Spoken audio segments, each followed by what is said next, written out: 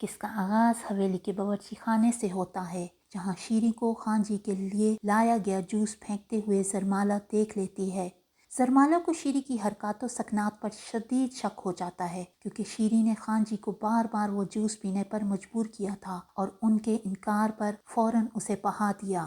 زرمالہ یہ شک سربلند کے ساتھ شیئر کرتی ہے اور انہیں یاد دلاتی ہے کہ ان کے بڑے بھائی شیر دل کو بھی قتل سے پہلے زہر دیا جا رہا تھا۔ وہ شک ظاہر کرتی ہے کہ شاید حویلی کا ہی کوئی ملازم اس سب میں ملوث ہے۔ خان جی شروع میں اپنی خاندانی ملازمہ شیریں پر شک کرنے سے ہچکچاتے ہیں، لیکن حالات کی نزاکت کو بھانپتے ہوئے وہ زرمالہ کی بات مان لیتے ہیں۔ زرمالہ خان جی کی حفاظت کے لیے حویلی کے کچن کا سارا انتظام خود سنبھالنے کا فیصلہ کرتی ہے۔ دوسری طرف شیریں اپنی ناکامی پر شدید پریشان ہے اور سہراب کو فون کر کے بتاتی ہے کہ زرمالہ اس کے راستے کا پتھر بن چکی ہے اور اب سارا دن کچن میں رہ کر سربلند کے کھانے پینے کی خود نگرانی کرتی ہے۔ وہ سہراب سے زرمالہ کو حویلی سے نکلوانے کا کہتی ہے اور اپنی محبت کی خاطر کچھ بھی کر گزرنے کا عزم ظاہر کرتی ہے۔ حویلی میں سہراب کی بیوی بھی خان جی کو زرمالہ پر حد سے زیادہ بھروسہ کرنے اور ملازموں پر شک کرنے پر ٹوکتی ہے،